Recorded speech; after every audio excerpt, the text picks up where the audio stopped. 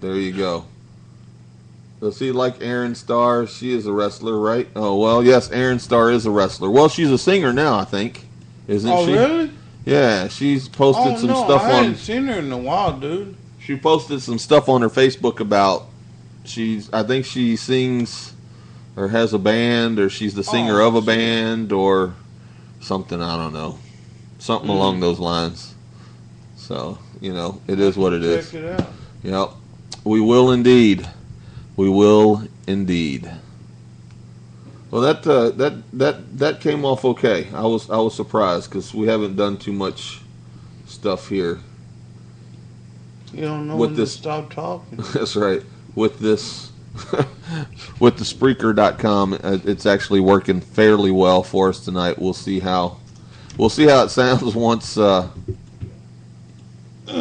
gets archived and saved, and I can post it around the intranet and on my Facebook and my MySpace and my LinkedIn, man, and my hose.com. Hey, somebody just said MySpace on wrestling a while ago. That's right. Who that was. Me and Kaz. Me and Kaz, we're bringing MySpace back. You wait and see. I'm bringing MySpace back. I'm bringing sexy back. Well, because I'm sexy. I know. As lost as it was, I don't know if it'll ever come back. Right. I'm just saying. So, all right, let's go get Art with TNA's T and A's, not TNA. T and A's. That's what I thought you were saying earlier. TNA. Well, we don't pay you to think around here. We pay you to say clever things and make people laugh. That's what we pay you for. Oh, okay. Is that all right? No. You said no.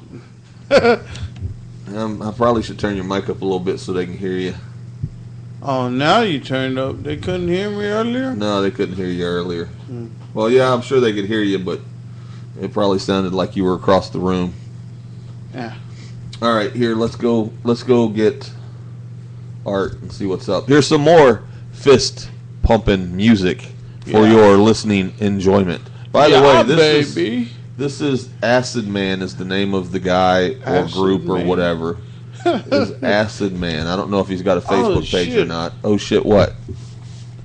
No, go ahead. Oh, okay. Talking about that, I found a song for you to put on there. All right, here you go, y'all. I'll show you.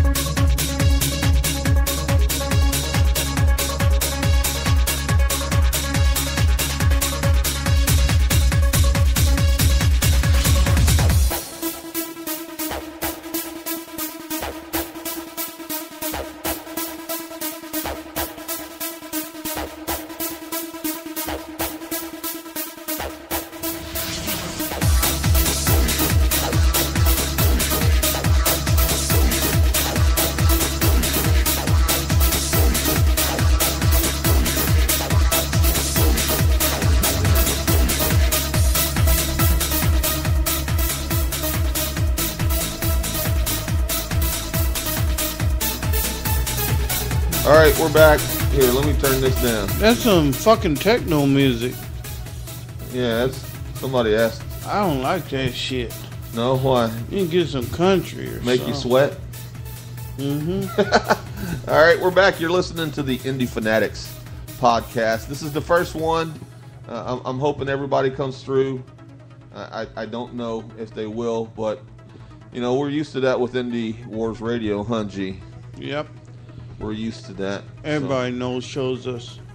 That's right. Everybody except the important people show us, huh? Yep. There you go. All right, let's kill this shit. Get that out of there.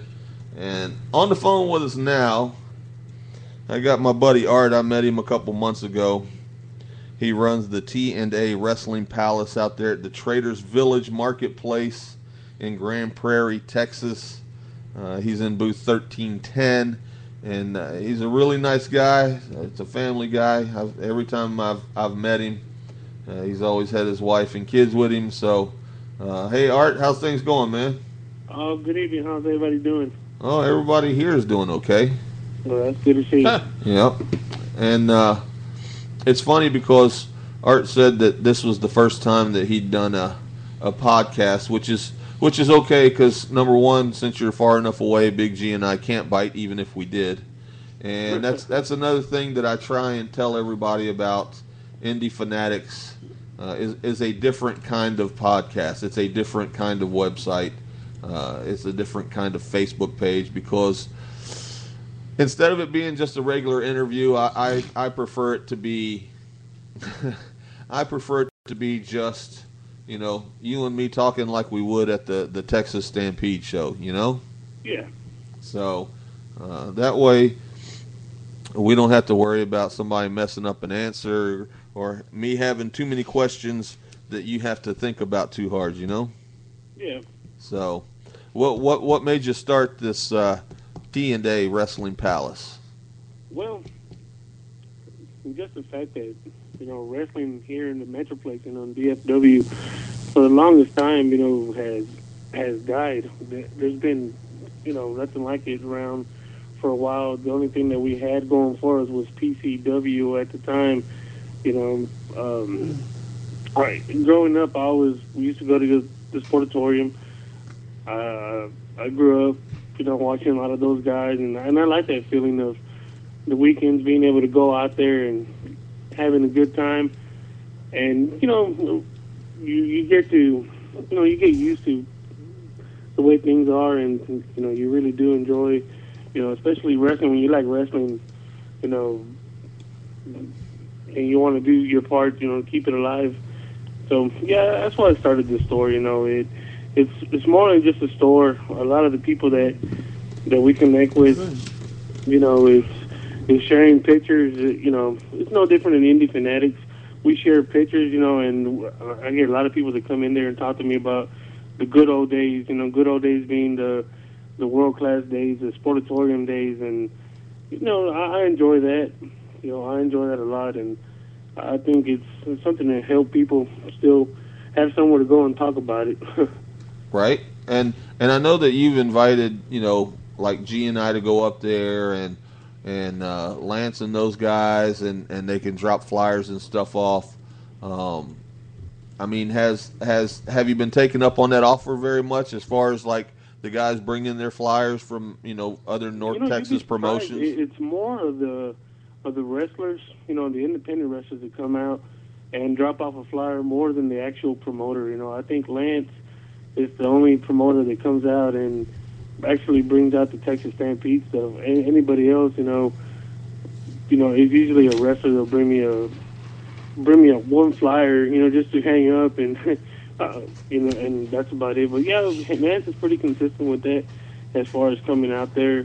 We'd had Metroplex Wrestling come out when they first started doing the thing, and we had a meet and greet with them out there, and, you know, but yeah, other than that, as far as the flyers go, anybody can come by and drop off a flyer. I mean, it don't cost nothing to hang it up, you know, and display it there. You know, it's for, you know, information. People that like wrestling are going to walk in my store, and if they hear that there's wrestling still going around in the area, it'll strike some interest in as far as getting them to come out there and, who knows, you might gain a new customer, a new fan to go out there and check you guys out.